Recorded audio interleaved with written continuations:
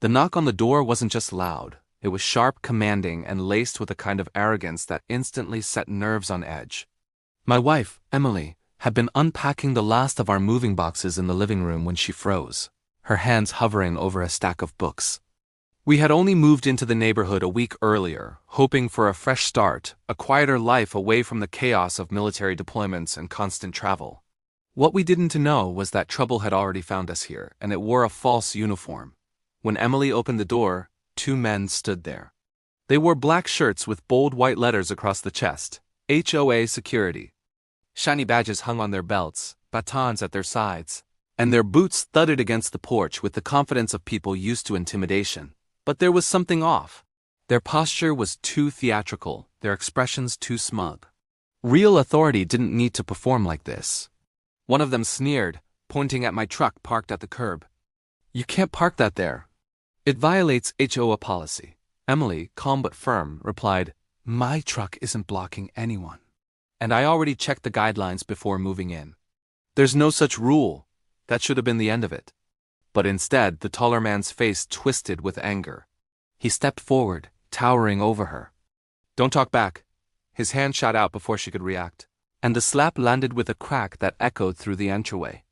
Emily stumbled, clutching her cheek, her eyes wide with shock. Upstairs, I had been unpacking gear from my last Navy SEAL deployment when I heard the sound. That single cry from Emily cut through me like a blade.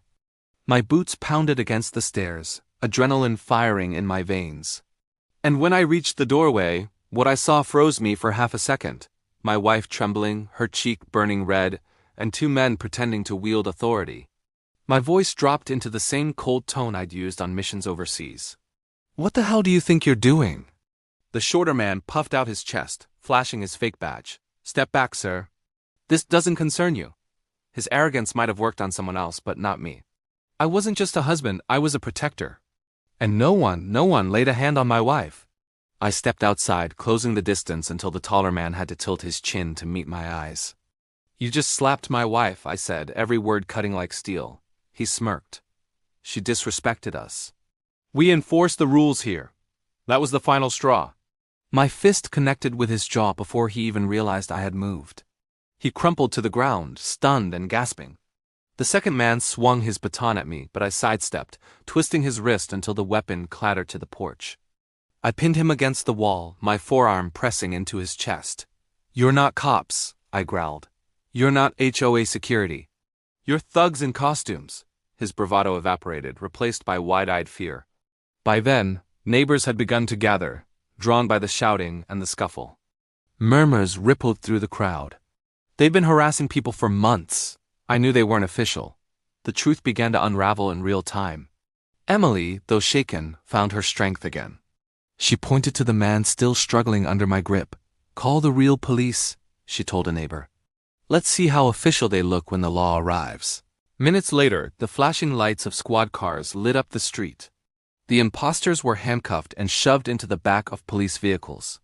Their fake badges were confiscated, their pathetic act exposed for what it was. As it turned out, they had been extorting residents for months, posing as HOA enforcers to intimidate families into paying false fines and fees. But that night, the scam ended. Not because of me, not even because of my training, but because they underestimated the wrong family. They thought they could prey on fear.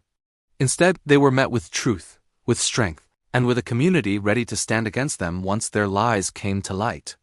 And as Emily leaned against me, her cheek still flushed from the slap, I made a quiet promise to her and to myself. Never again would anyone bring false power to our doorstep. Not while I was here to protect it.